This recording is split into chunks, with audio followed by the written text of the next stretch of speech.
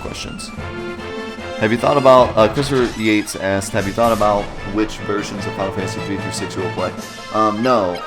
Well, I thought about it, but I usually do the extensive research, like, when I'm about to play it. Like, right after, like, once I finish Final Fantasy 2, I'll start researching into 3 and see which one I want to play.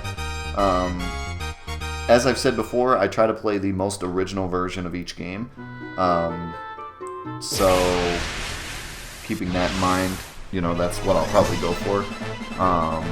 Final Fantasy 1, I played the PS1 version, which is not the most original. The most original is the NES version, other than the Japanese version, but that's like impossible to get. That's like an arcade game that's like impossible to get your hands on, and it's wouldn't be good for a Let's Play. So pretty much the only or more original I could have gotten was the NES version, and the NES version is known to be not the greatest. So I skipped out on that, and I went to the PS1 version, which is still the original game, just with a couple minor changes, which I talked about in that Let's Play.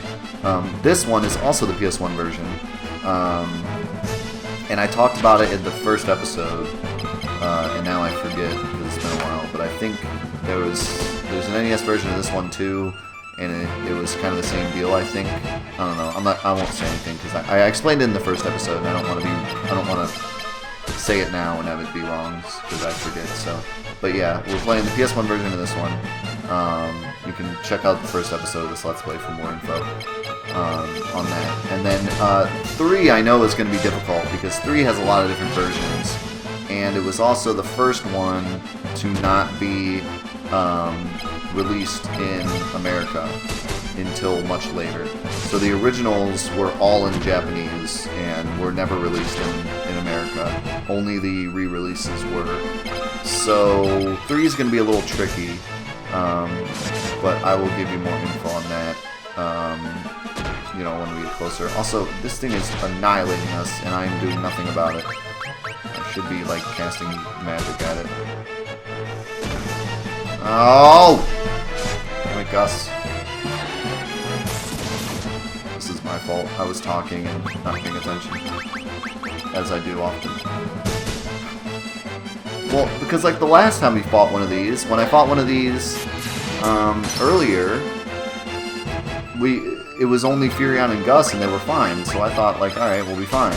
But apparently not. Apparently Furion sucks now. I don't know. He's doing, like, no damage. This thing just straight up, like, 1v1'd us. 1v4'd us. It's still not dead? What is going on? Is this a different version? Did I not realize that this is, like, a special version of this thing? This can't be the same one I fought earlier. There's no way.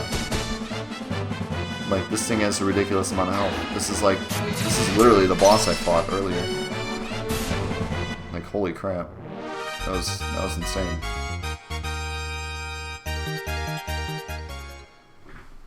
That was absolute insanity. And I'm pretty much dead now.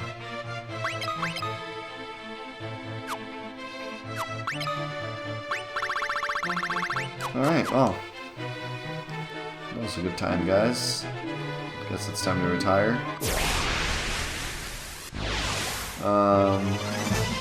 So yeah, and then 4, 5, and 6 again will also be, well, I think, off the top of my head, I think 4, 5, and 6, I might be playing all of those in the PS1. But if I can find more original versions and they're reasonable in quality, then I might play those instead. But yeah, the general idea is I'm going to be playing the most, see, that's the one I fought before, Spike Toys. Those are a lot easier. Alright, so now I know, if I run into an Animantoise, run. It's not a good fight. So yeah, I will try to keep to the most original within reason. I could just play all these on Steam. They're pretty much like all on Steam now, but those are all like the updated versions that I don't want to do. I'd rather do the originals because that's kind of the whole point of this Let's Play, is to, you know, reclaim my past, because I never got to play these. I skipped all the way to 7 because that's what we had. That's what my father bought me, so never played the old ones. And I mean, I wasn't that as much into video games before that anyways, so.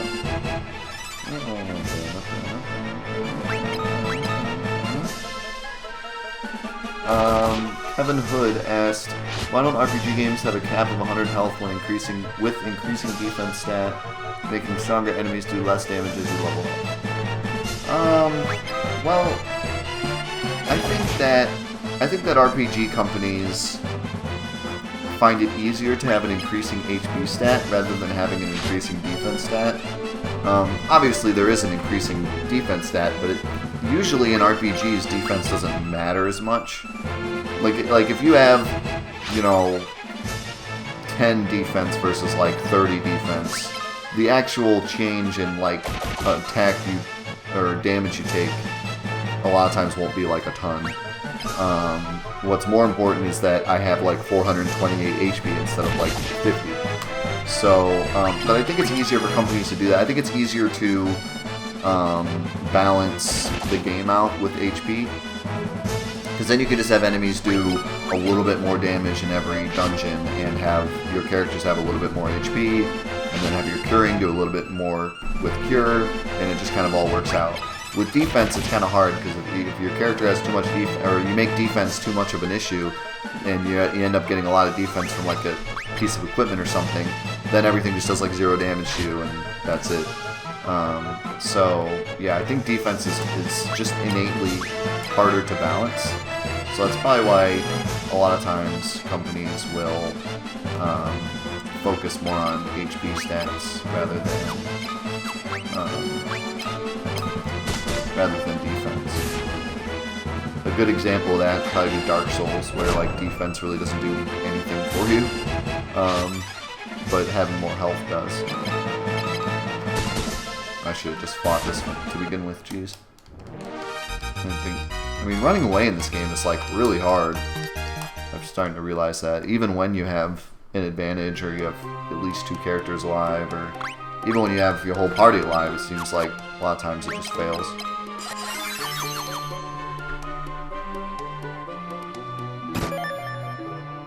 I feel like maybe running out now would be beneficial. If I can make it out. I don't really want to have to walk all the way back, but at the same time, I don't really want to just game over and have, like, why did I just do 0 damage? Like, if I game over now, it's like nothing happened for the last 20 minutes, But if I leave, then at least I get the experience and items. So... And I haven't used many items. I don't think I've used any potions. And I've got a good amount of gil. And don't think I'm going to be able to finish this with just Furion and Maria. So since Maria's running low on MP. So, oh, I forgot about the poison. So, I'm just going to try to make my way out. If I get out, great. If not, then that's fine too. I'll just fly back and try again.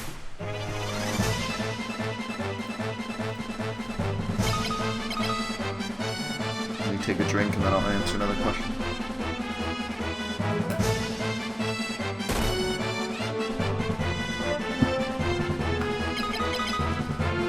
Alright, let's see here.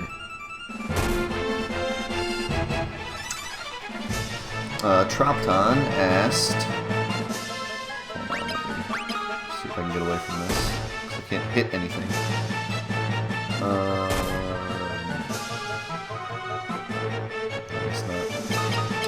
Come on! There we go. Oh, you didn't kill him. Come on! You can do it. There you go. You're doing it. You should really just maybe throw an antidote. Because Maria's freaking useless. Oh wait, never mind. I have to equip it. This game is weird.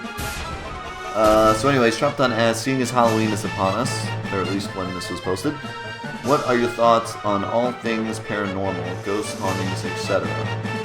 Believer or non-believer, any personal experiences? I'm pretty boring when it comes to that stuff. I haven't had any ghost encounters or anything. I know my cousin has, but I haven't really. And I don't know. I don't think about that stuff too much. I don't know. Kind of an interesting thing. I don't know. When I watch I don't really want to say like ghosts don't exist. Because like I'm a Christian, and so I believe that like angels have, you know, come to the earth. And so for me to say like ghosts are impossible would be kind of silly, because like I already believe that paranormal things have happened on the earth. So for me to think that like paranormal things are like completely outrageous would be kind of goofy. But by the same token, when I read like when I watch like those ghost hunting shows, I just laugh. Like those are so obviously fake that they make me laugh.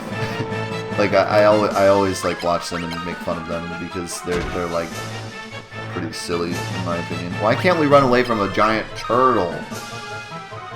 Like, wouldn't you think the turtle would be slow? Like, come on. Well, that sucks. I was afraid of running into one of those, but I figured it'd be so slow that maybe we could get away, but nope. Running away in this game truly blows. Which, I mean, I don't really have a problem with, because I think running away should be harder. Because there's too many RPGs we can just run away from everything. But, yeah, that kind of blew. Now what? Let me give it another shot. I think, as long as I don't, like, let that Animantoise just blow me up again like I did that time, I think we can get farther here. Which either means we're going to get farther and then run into a boss and die, or we'll get through it. Well, we'll see. Crap. I bought the boat, didn't I? What a doofus. I just reset because it'll be faster than fighting that fight.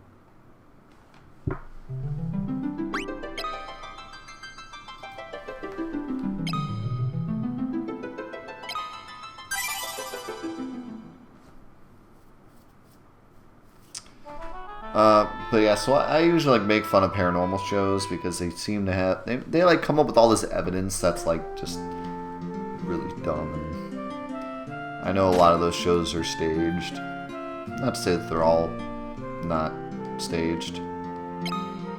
If they're not staged, then the people are just really paranoid. But either way, yeah. So I'm definitely I'm definitely not one of those people that watches one of those shows and goes, "Oh my god," you know what I mean? Like I'm definitely not on that level. My dad seems to like really believe in aliens. That's like his thing. He watches those alien shows all the time and like legitimately thinks they're true. I'm like, whatever you say, Dad. You are the master of your own destiny.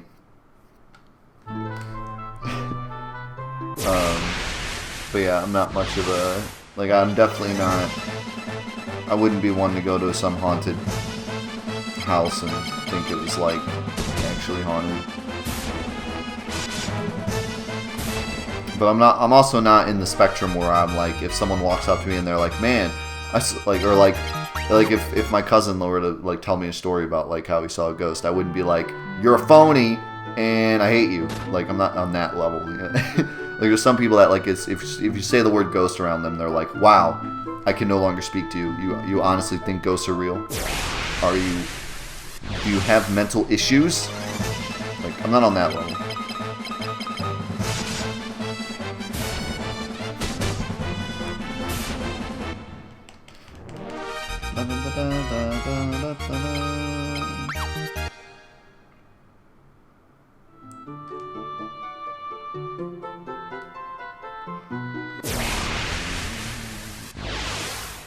With aliens too, like I don't believe in aliens. because I'm a Christian, and I'd be kind of silly for me to believe in aliens. But I don't, like, I'm not one of those Christians that if you say the word alien around me, I instantly get, like, annoyed with you, you know? Like, instantly like, wow, this guy and his aliens. Like, I know I was making fun of my dad, but, like, that's because he doesn't watch, like, science shows. Like, he doesn't, like, no other science show he doesn't watch, like, anything else like that. He only watches the alien shows, and that's, like, his only frame of reference. And then he's just like, aliens are real. And you're like, you have to do more research than that. Like, you have to actually, like, think about it for yourself. You can't just, like, watch the show and just be like, well, that's real. You know what I mean? Like, you have to take it in your own brain a little bit. But anyways, yeah, so, like, I'm not at the point where, like, if someone says, like, aliens around me, I'm gonna be like, wow, you're sacrilegious or something. Because I can understand why people believe in aliens, because there's so many, like, thousands and thousands and millions and millions and billions of stars and, you know, galaxies and all. Just the universe is so huge that to believe that there's no aliens is truly difficult, even for me as a Christian. Even for me, knowing that, you know, we are the only living creatures in the universe, because that's what my religion says. It's hard for me to say that, because the universe is so big that, I mean, anything is possible. So it's a hard thing to say, even for me. So I don't blame people for thinking this. You know what I mean? Like, I'm not, like, I would not ever think you less of a person for thinking that aliens exist, because it's easier to admit to there being aliens than there is to admit that there not being aliens at this point in time. With what we know about the universe, it's easier to figure that somewhere out there there's aliens, you know? So, that's kind of how I feel about that. I think too many people think their opinions are true and don't take the time to realize how hard it is to have those opinions. You know? Like, I'm trying to think of another example where, like, your opinion is not the one that most people would think, but then you take it out on people as if they're crazy for not thinking it, you know? Like, let's say there's a game that you like that is, like, not a well-liked game, you know? Like, you really like Barbie's Pony Adventure, you know? Like, forget about the fact that it's about Barbie, okay? You're not a little girl who likes Barbies, you're a grown man. But for some reason, Barbie's Pony Adventure is you just enjoy it. I mean, you just enjoy it. And that's fine, you know? There's nothing wrong with enjoying a little pony action. Like, there's nothing wrong with that. But, you have to understand that that's not the overwhelming opinion. The overwhelming opinion is that game is garbage, and adults of your age shouldn't like it. So, knowing that, you have to go into conversations about Barbie's Pony Island with the understanding that everyone disagrees with you, you know? You can't go into a conversation where people are like, wow, Barbie Pony Island, that's a horrible game, and be like, wow, I hate you now because you don't like Barbie Pony Island, and I do.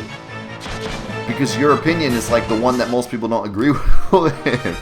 Like, you can't take that out on someone when, like, 99% of people think that, you know? It's like, if you have some kind of weird fetish or something, you can't take it out on other people that don't have that fetish. Like, you don't understand, you don't have this fetish. Well, yeah, I don't understand, because weird, no one has that except you. So, like, you can't, you have to be understanding about people thinking other ways. And that's why, you know, I have to be understanding that, you know, there's a very, very, very good possibility that that aliens exist because of so many universes and so many different galaxies and so many different possibilities. Oh my god, we just got to do a boss thing, whatever, for a gold shield. Oh, it's just where that's. I'm okay with this.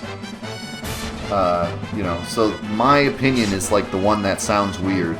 So I have to be understanding of that when I get into conversations with people about aliens, and not just be like, well, I'm a Christian, and so I have to believe this, and so you're an idiot if you don't believe this. And saying I have to believe that is not the correct way to say that. It's more like I choose to believe that, but still, you know what I mean. Like, I'm a Christian, I believe this, but that's kind of a crazy thing to believe. So, you know what I mean? Like, you have to be understanding. It's not crazy to be a Christian, but it's crazy. Some of the things to believe in when you're a Christian take a lot of faith, and I can't expect other people to have this overwhelming amount of faith all the time. Just like, you know, if you have a crazy fetish for untied shoes, and you're like, man, untied shoes, they really get my motor running. You can't... like, that is a crazy thing, and it takes a lot of understanding for someone to understand why you would enjoy untied shoes. So you can't just go into conversations thinking, these guys better like untied shoes or else they are idiots and I hate them. I don't know why I just went on such a spiel about that, but whatever. Last question, I think. Let me see here. Yeah, last question. Marcus Creel asked, have you ever played Legend of Dragoon or the Metal Gear series? If what are your thoughts? I think we've talked about Legend of Dragoon before on this Let's Play. I have played Legend of Dragoon. I played it on a live stream a little while ago. It's a great game.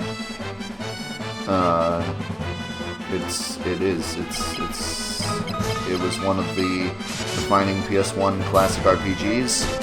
I still believe that the PS1 was the best time for RPGs, and Legend of Dragoon is one of the shining examples of PS1 RPGs. It was Charlie's favorite game, and I played it with him a couple times when we were younger, and he would show me how awesome it is. So, yeah, out of MP that was. Got to start using potions. But we are pretty far. Oh, and I got that gold shield too. Gold shield resistant to poison. I like it. What does Buckler do? It's just a small shield, alright. So gold shield, that's the way to go. What does he have? Bronze shield. Is Buckler better?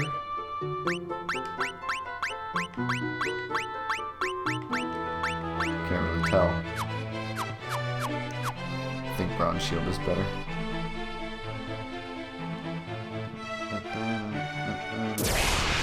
And then you also asked about the Metal Gear series. I probably shouldn't comment on the Metal Gear series.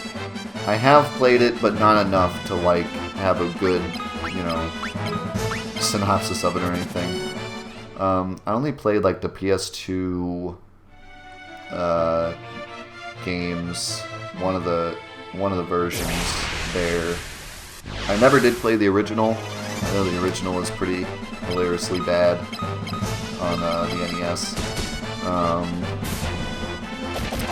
And I haven't played any of the like new ones that, you know, are hit or miss. Some of them everyone seems to think are amazing. Other ones they seem to think maybe miss the mark. I know like the recent ones really have done good. So, but it's, you know, such a long series now that I would have to start from the beginning and work my way up to have any understanding of the series. I never really liked stealth games when I was younger. I like them a little bit more now. I really liked Dishonored, but I don't know. Stealth games are like hit or miss for me. Some of them I like, some of them I don't. To be honest, the only stealth game I liked growing up was Sly Cooper, which you can't really call a stealth game. But I loved Sly Cooper. But yeah, like I had man, so many of these things. I had, what's that game? Tom Clancy's Splinter Cell? I hated that game growing up. I couldn't do it. I don't know why. I was not into it. So, after that, it was like, what's this Metal Gear thing? Oh, it's like Splinter Cell? Yeah, I don't want to play it. So, that kind of ruined Metal Gear for me, I think. I had friends that were into it, but I remember I borrowed it from a friend, and I don't know, just wasn't for me, I guess. But it's definitely a cool series. I know the story is like really crazy, and I know it's a good series. Just not for me, I suppose. Maybe one day. One day I'll get into Metal Gear. It'd be kind of fun, kind of like these games, you know, going back and playing them. It would be fun to go back and play the old Metal Gear games and walk into them with like a clear mind, you know? Because back in the day it was like, oh, if you played Metal Gear 2 and then Metal Gear 3 came out, it's like, man, you had all these like high expectations for it. But now going into it, if I were to play them now, I'd have zero expectation. I'd just be like, alright, we'll just play it. So maybe it would be better, you know? For me. Like this long lost series that I never got to enjoy as a kid. Also, I need to find that room again with all the chests. I think it was this one. No. This one before this. Oh, enemy strikes first. These freaking ambush rooms are really killing me here. I like the background, by the way. I like how the background actually looks like where we are. Like that door looks exactly like the door I just walked through.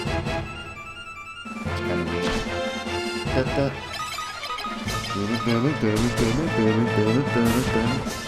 If you're wondering if like this battle theme has gotten old, it hasn't. I still enjoy it. I still love this battle theme.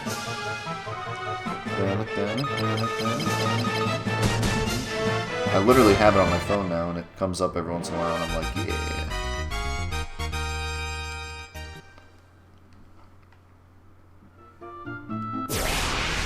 Oh, I hate these rooms. This is just one over. Gordon kind of blows. Like, he just really kind of blows.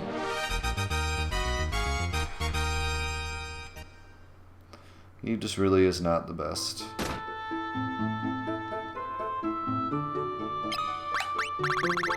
But I'm gonna try to keep him alive.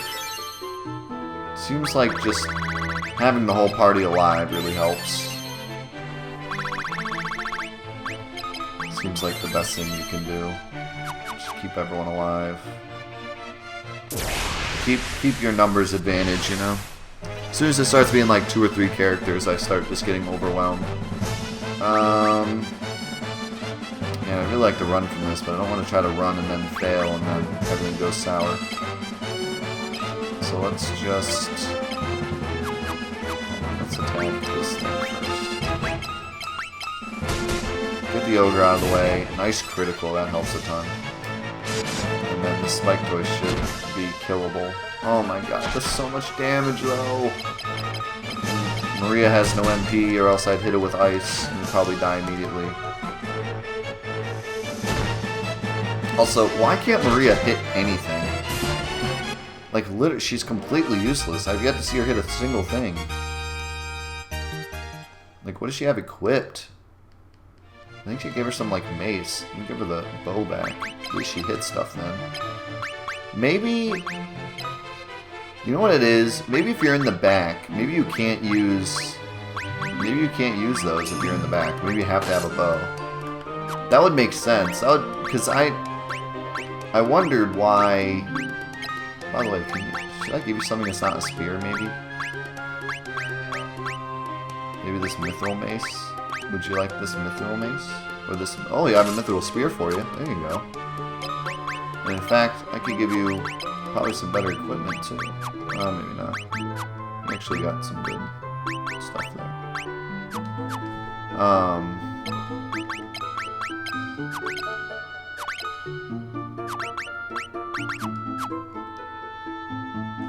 What was I saying? Oh yeah, so that would make sense as to why being in the back row would actually like matter, because like the longbow sucks. Like the damage is terrible. That's why I gave her the mace, but maybe that's why the damage is so bad, because you can only use it in the back row.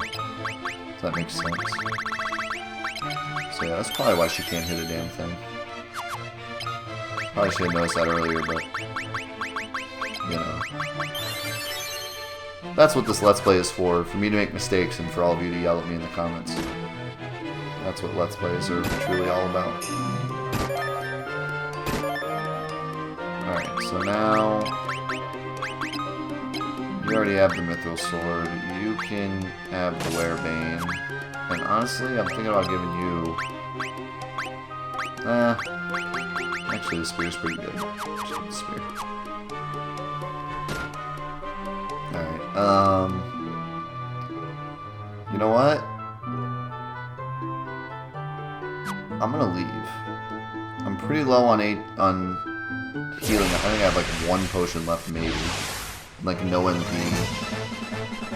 And we got all these great items. Oh my god, and then it gives me 6 enemies that all strike first. Have mercy.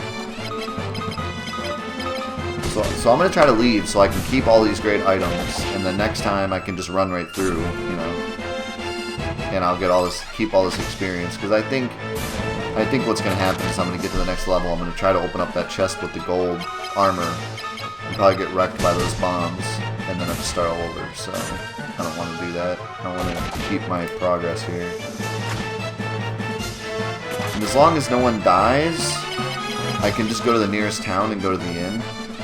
If somebody dies, then I have to go all the way back to a church. If I can keep everyone alive, then we'll be good.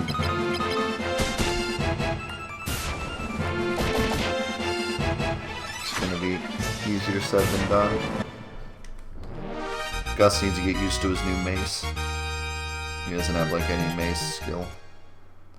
Once he does, I feel like he's gonna be smashing people with that mace. Alright, do I have any potions? No. Do I have any... I have nothing. I have literally nothing. I have the HP I have now to get out of here. That is a little frightening. But I think the fights down here are a little easier than the one... I think it gets harder as you go up, so... Oh, don't need Gus. Alright, Gus might die. Gus is in a world of hurt here.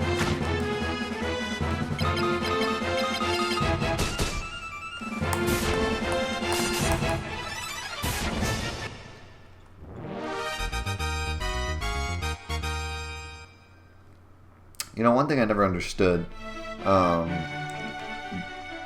there's a setting in this game that they added to the PS1 version where if you attack an enemy and it dies before you get the attack off, it will send the attack to another enemy. So like normally right there no one would have attacked because I told them all to attack that first guy and Furion one-shot him. So they all would have just stood there and did nothing. But they put a option in to set it so that they choose another enemy to attack, which is great. And all the other Final Fantasies just automatically do that for the most part. I don't know actually when they started doing that, but like the recent ones, obviously, like Final Fantasy VII does that, and most RPGs do that. But what I never understood was why they attack random. Like, wouldn't you think if you told Furion, like, hey, attack... Oh god, that's an Animantoise. Oh god. Oh god, get away, please. Get away! Get away! Why can't we run? We have 4 people. And it's an Animantoise. This is where it ends. This is so dumb. Every time this happens. Dude, this game is outrageous. Like, why? Why have this enemy that's so strong just randomly appear? Without MP, I have no chance of killing him. Like, I literally have to run. I can't kill him. I can't do any damage. He'll do 0 damage. And this thing has like 1,000 HP. This is so dumb. What a waste of time. Wasted all my time because this Animantoise is just like, nope, you're dead. Nope, you're dead. So honestly, what I'm going to have to do is just farm some MP, really. Like that's what I'm gonna have to do. It's just farm some MP onto Maria so that she can have MP longer, so that if we run into one of them, I can use ice. But even so, he's going to take out like 3 people before I get the chance to kill him, so I'm really probably just going to have to farm. I think I'm a little under-leveled for this dungeon. A lot of things are doing a lot of damage to me, so and grinding in this game is pretty easy, and honestly, I kind of like it. It's kind of fun because you can actually see their stats increase as you're doing it.